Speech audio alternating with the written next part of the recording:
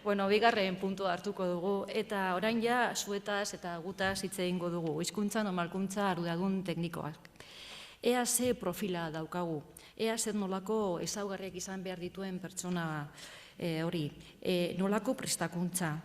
Izan behar da filologo bat, izan behar da zirikitzaile bat, izan behar da tresna digitalen mundu horretan aditu bat, edo izan behar da militante bat. Arantxa. Bueno, nik esango nuke bihotza, burua eta eskuak dituena. Gauzak nola egin jakiteak bere garrantzia du, ez, burua, noski, baina horren parekoak dira hizkuntzaren alde lan egitera bultzatzen duen sentimendua eta baita lanerako jarrera ere, eskuak ere. Burua zergatik, hizkuntz politika, urteko plangintza, 4 urtetarako plan estrategikoa. Diseinatzea garrantzitsua da, jakin behar dugu zer, nola eta zertarako, oso garbi izan behar dugu. Izan behar dugu ere nolabaiteko ezagutza teorikoa, soziolinguistikan jantzita egon behar dugu ere. Eta gure mezua oso garbi izan behar dugu. Ikasle euskaldunak, baina eraberean eleanitzak eztea da gure helburua. Eta mezu hori edo ikuspegi hori normalkuntzan ere islatu behar da.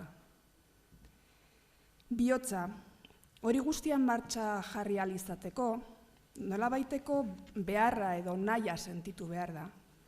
Zenbat aldiz, kafearen orduan esote garen ibili, langile baten atzetik, halako barnetegira joateko, konbentzitu nahiean, edo beste holako jardueran laguntzeko.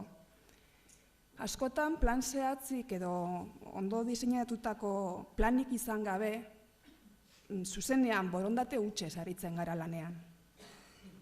Eta zenolako ezaugarri pertsonalak izan behar ditu teknikariak, nire ustez izan behar du komunikazio gaitasuna, edozein lanketa gizartean zabaltzeko, hezkuntza komunitatean zabaltzeko, inplikazio positiboa eta irekia, lanaren helburuekiko atxikimendua izan behar du, sormena, ezusteko egoerei aurre egiteko, aurrez probatu gabeko esperientziak martxan jartzeko, eta pazientzia, lan harremanetarako, esku hartu nahi den kolektiboarekiko. Eta eskuak, ekin eta ekin, sistematikoki etengabean nekatu gabe.